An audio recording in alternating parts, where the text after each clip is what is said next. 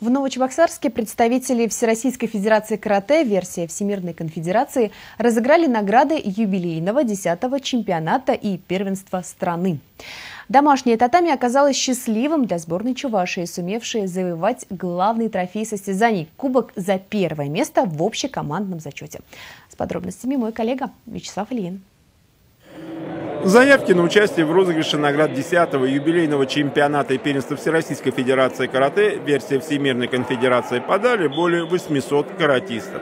Тем не менее, участникам тесно не было. В легкоатлетическом манеже третьей школы Олимпийского резерва не только легко уместились 7 соревновательных татами, но и осталось место для отдыха и подготовки спортсменов к борьбе за 160 комплектов наград. В каждой категории, возрастной, весовой, идет очень сильная конкуренция.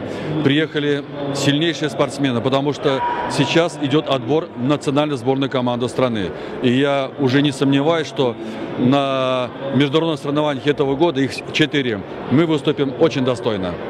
Не подвели своего ханши, в переводе с японского «учитель мастеров», и члены сборной Чувашии. Представители Республиканской Федерации взяли не только числом, но и мастерством. В командном ката не было равных трио подопечных Республиканской Федерации в составе чемпионки мира в этой дисциплине Людмилы Григорьевой, призеров мировых первенств Ксении Павловой и Кристины Долговой. Мы работаем в федерации, поэтому нам нельзя проигрывать, поэтому мы усердно тренируемся, чтобы всегда быть первыми и в работе, и в спорте.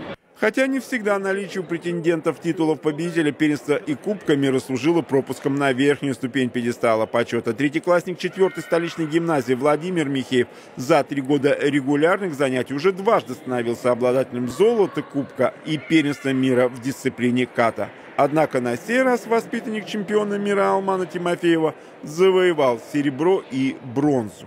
Хотелось мне золото, но соперники показали, что они не спят.